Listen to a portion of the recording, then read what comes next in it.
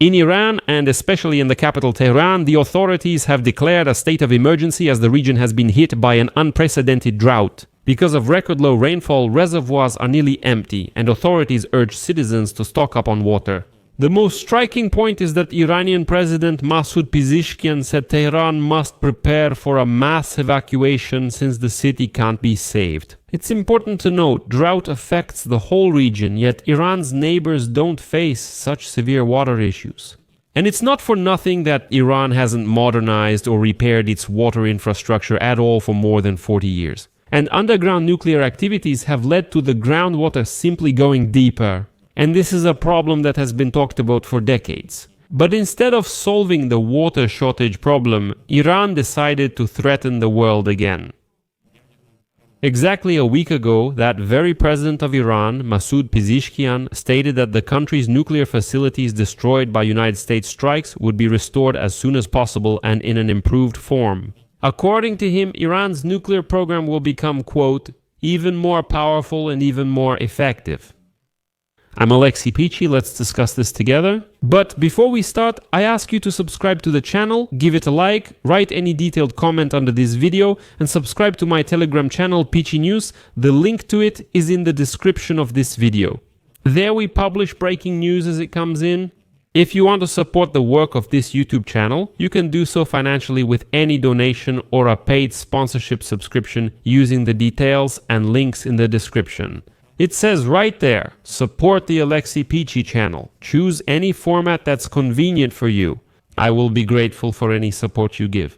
So, in Iran, there's a real natural disaster happening. There's no water, and people are literally left without the basic necessity of water. According to the country's president, Masoud Pezeshkian, if it doesn't rain soon, water supply in Tehran will have to be limited and maybe even stopped altogether. Moreover, Pezeshkian stated that there are almost no mechanisms left to prevent the disaster in Tehran.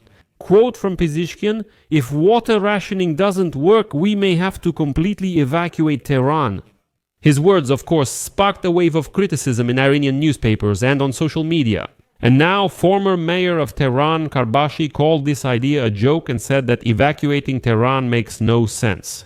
But you know, these reassurances don't really work on Iranians anymore.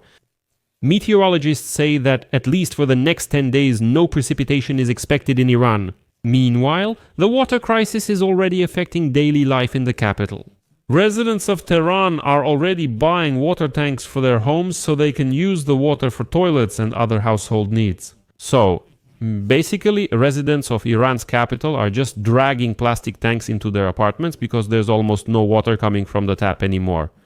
The main issue is the reservoir that supplied Tehran with water is nearly empty. The manager of the Evacuation Dam, which is 10 kilometers from Tehran, reported that the reservoir, one of the main sources of water for Iran's capital, is now less than 10% full. The nearby Karaj reservoir, which supplies water to both Tehran and Alborz province, is in just as critical a condition. Moreover, local residents say they have never seen these reservoirs so shallow in their entire lives. But I'm not mentioning this less than 10% for no reason. Muhammad Ali Malem, the manager of the dam in Karaj, says that compared to last year, the amount of rainfall has decreased by 92%. Quote, only 8% of water is left in our reservoir and almost all of it is unsuitable for use. This is so-called dead water. Well, if you want, it's silt. So we can state that the reservoirs are already almost empty. And you know, it's as if we're in some kind of Middle Ages. The Iranian authorities are hoping for rain at the end of autumn and are urging people to pray for it so that the rains will come, but the forecasts remain unfavorable. And now, Iran's Minister of Energy, Abbas Ali-Abadi, has warned that soon the authorities may have to limit the water supply. Against this backdrop, officials in Tehran have announced plans to fine households and businesses that use excessive amounts of water. To do this, they even plan to create special patrols that will monitor how much water you use. And now Iran's Minister of Energy, Abbas Ali-Abadi, has finally been the first to speak the real truth. He stated that the water supply crisis in Tehran is caused not only and not so much by a lack of rainfall. The problem is the total deterioration of the water supply system, which is already 100 years old. And after the Islamic Revolution in the late 1970s, no one has repaired it. That's why it simply leaks and can't handle the water supply. That's another reason for the water shortage, according to the Iranian authorities during the recent 12-day war with Israel. On June 15, Israel struck the Taj Rish area in northern Tehran. After that, videos appeared showing severe flooding in the area. The next day after the strike, the Israel Defense Forces said their target was Iranian military command centers hidden underground. And this is another topic that people in Iran are reluctant to discuss. The construction of underground military facilities throughout Iran has led to the disruption of underground water layers, and the water has simply gone even deeper. And that's not all.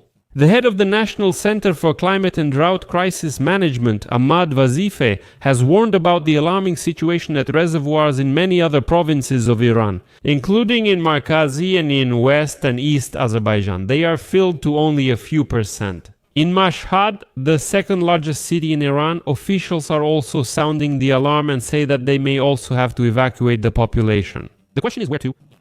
In addition, Hossein Esmailian, the general director of the company responsible for water supply and sewage in Mashhad province, stated that the city's main reservoir currently has less than 3% of its water left. Quote, all 4 reservoirs of Mashhad, Taruk, Karde, Dosti and Ordak are only 3% full. Of these, only Dosti is still operating. The other 3 are no longer functioning. And it's important to remember that the water crisis in Iran has been building up for decades. Even Iran's supreme leader, Ayatollah Ali Khamenei, has repeatedly acknowledged the looming threat. He spoke about the water shortage, for example, in his address on Nowruz in 2011, and after that, he repeated these points several more times. But little has changed. Today, Tehran, Karaj and Mashhad, where more than 16 million people live in total, are facing the real prospect of running out of water completely. And what do you think the Ayatollah regime is doing in this situation?